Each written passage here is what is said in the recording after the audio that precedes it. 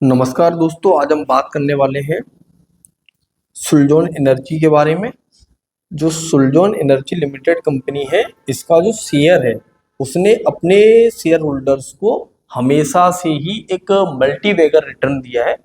पिछले कई सालों से इसका जो रिटर्न है वो 200 से 300% के लगभग है, तो अच्छा रिटर्न दिया है। तो समझते हैं कि कंपनी ने ये जो रिटर्न दिया है वो आगे भी रिटर्न कंटिन्यू रहेगा नहीं रहेगा। तो और इसकी स्टोरी भी समझते हैं कि शुरुआत कहाँ से हुई और कैसे कंपनी चल रही, क्या इसका शेयर होल्डिंग पैटर्न है। तो सारी चीजों को समझेंगे इसमें, जिससे कि आपको एक आइडिया लग पाए कि आगे कंपनी ग्रो करेगी, मल्टीबैगर रिटर्न देगी आगे या नहीं दे पाएगी, उसको समझते हैं। देखो, सुलजॉन एनर्जी जो कंपनी है यह एक इंडियन कंपनी है और कार्य करती है जो हमारी विंड एनर्जी है, फाइंड एनर्जी के फील्ड में ये कंपनी काम करती है, जो हमारी पवन ऊर्जा जैसे हम बोलते हैं। इसकी स्थापना जो हुई थी वो 1995 में हुई थी और इसकी स्थापना जो की थी वो तुलसी तांती नामक एक इंसान थे, इंडस्ट्रियलिस्ट थे। ये इनकी एक टेक्सटाइल कंपनी थी और उस टेक्सटाइल कंपनी में जो इनकी ऊर्जा थी, ऊर्जा जो लगती थी उस टेक्सटाइल कंपनी में, तो उस ऊर्जा की बचत के लिए इन्होंने एक विकल्प सोचा, क्योंकि उसमें बहुत ज्यादा पैसे लग रहे थे। तो इन्होंने बाइंड एनर्जी के तरफ अपना रुख किया और वहां से कंपनी स्टार्ट हुई 1995 में।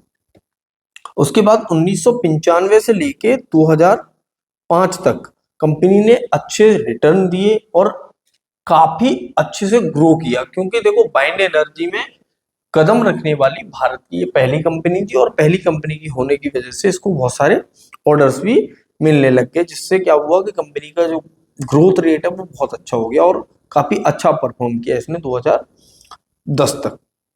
और इसी बीच में 2007 में एक कंपनी थी आरी पावर, जो कि जर्मनी की कंपनी थी, और इस जर्मनी की कंपनी को सुलजॉन एनर्जी ने खरीद लिया और उसको खरीदने के बाद ये एक इंटरनेशनल ब्रांड बन गया।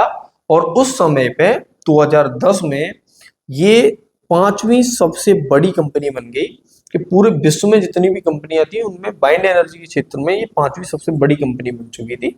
उसके बाद हुआ ये कि 2010 से 2015 के बीच में वैश्विक मंदी आई और उसके कारण को खरीदने की वजह से कंपनी कर्जे में डूब गई और कंपनी को बहुत बड़ा लॉस हुआ और कंपनी का जो शेयर प्राइस था वो घट के 400 रुपए से सीधा 40 रुपए पे आ गया और 40 के बाद ये और घटता गया और ये लगभग 2 रुपए पे 5 रुपए पे भी इस शेयर ने ट्रेड किया। और उसके बाद क्या हुआ कि अब जो आज की कंडीशन आप देखोगे, आरी पावर को बेचने के बाद कंपनी ने अपना जो कर्ज था वो कम कर लिया। कर्ज को कम करने के बाद इन्होंने फील्ड में काम जारी रखा और कंपनी ने जो भी इसके जो बड़े घाटे थे या जहां पे भी लॉस होता था उन चीजों को कम करके, और अब कंपनी धीरे धीरे धीरे धीरे पिछले 1.5-2 साल से वापस ये ग्रोइंग कंपनी बन गई है और अपने जो शेयर होल्डर्स है उनको अच्छा रिटर्न भी दे रही है। और देखो, इस समय पे क्या है कि भारत सरकार ने नई नीति निकाली है, नई ऊर्जा नीति, और ग्रीन एनर्जी की बढ़ती मांग को देखते हुए हम ये कह सकते हैं कि सुलजॉन एनर्जी उन्हें अपने पैरों पर इस समय पे खड़ी है। यहाँ तक अच्छा चल रहा है और पिछले कुछ दिनों से आप देख रहे होंगे कि इसने अपना अपर सर्किट लगाया था 80 रुपए पे और उसके बाद कंपनी का जो शेयर है वो आज की डेट में देखोगे तो 74 रुपीज पे चल रहा है, लिस्ट है। तो समझते हैं इसके जो फंडामेंटल्स हैं वो क्या क्या है, पहले उनको देख लो, ठीक है। मार्केट कैप जो है वो आपको दिख पा रहा होगा कि 1 लाख करोड़ रुपए का है।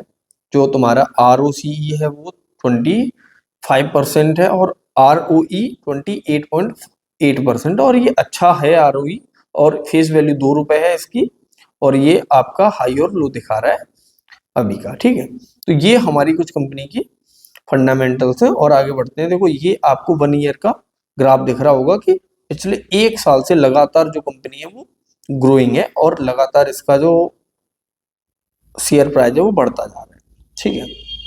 ये इसके कुछ प्रोज एंड कॉन्स है, इन पर हमें खास ध्यान नहीं देना है। और अपने सेगमेंट में देखोगे तो अपने सेगमेंट में ये और भी ये कंपनी है, सीमेंस है, ABB है, AG है। तो इन सब में जो मल्टी बैगर रिटर्न देने वाली कंपनी है वो अभी तक में सुलजॉन एनर्जी है हमारी, और लगातार ये अपना इस समय पे इसकी मार्केट कैप है वो 1 लाख करोड़, में आपको पहले ही बता चुका। और जो नेट प्रॉफिट है जो क्वार्टर का वो 302 रुपए है, पिछले इस क्वार्टर का जो 2024 में चल रहा है इसका। ठीक है, ठीक। अब बात करते हैं प्रॉफिट एंड लॉस की। तो जो इसका ऑपरेटिंग प्रॉफिट है ये आप देख पा रहे हो, ये 1200 रुपए है। और इस तरह से कंपनी ने अपनी जो प्रॉफिट है वो लगातार इसका प्रॉफिट बढ़ता जा रहा है। और अब कंपनी देखो यहाँ पे देखो माइनस लॉस में थी, और उसके बाद मार्च 2021 के बाद से कंपनी ने अपना प्रॉफिट बनाना स्टार्ट कर दिया है। और अब तो इसके जो प्रॉफिट है वो लगातार बढ़ता ही जा रहा है। ठीक है, और अगर आप शेयर होल्डिंग पैटर्न से देखो तो जो प्रोमोटर की होल्डिंग है वो 13.26% है। और वो इस वजह से भी है क्योंकि देखो धीरे धीरे जो प्रोमोटर्स थे उन्होंने अपनी होल्डिंग्स को कम किया। कम क्यों किया? क्योंकि इन्होंने अपना जो कर्ज लिया था उसको इन्होंने चुकाया।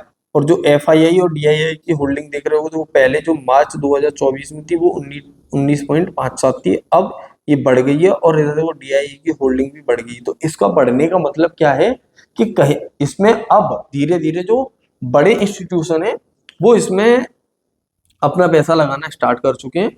तो आप समझ सकते हैं तो अभी जो पब्लिक होल्डिंग थी वो भी धीरे धीरे कम होती जा रही है, और अब ये 56% हो गई है। और ये कम ही होती जाएगी जहां तक आगे, क्योंकि देखो पब्लिक तो अपना जो पैसा है उसको इस समय पे निकाल रही है। तो ये इसके कंपनी के कुछ फंडामेंटल्स से जो आपने समझे होंगे। तो इस कंपनी के बारे में अब आगे के टाइम में बताऊं तो मैं कि जिस हिसाब से कंपनी ग्रो कर रही है और जिस हिसाब से ग्रीन एनर्जी की डिमांड बढ़ रही है, तो उस हिसाब से आने वाले टाइम में कंपनी अच्छा खासा मल्टी बैगर रिटर्न देने वाली है। और जो भी लोग इस कंपनी से जुड़े हैं, इस कंपनी में अपना इन्वेस्टमेंट ले रहे हैं, वो भैया अगर आपका इन्वेस्टमेंट लॉन्ग टर्म में है तब अच्छा है। अगर आपका इन्वेस्टमेंट शॉर्ट टर्म में है, आप 1 आध महीने 2 महीने 3 महीने के लिए पैसे लगाते हो, तो बेशक ही इस कंपनी में इन्वेस्ट ना करें, क्योंकि थोड़े बहुत उतार चढ़ाव तो आएंगे।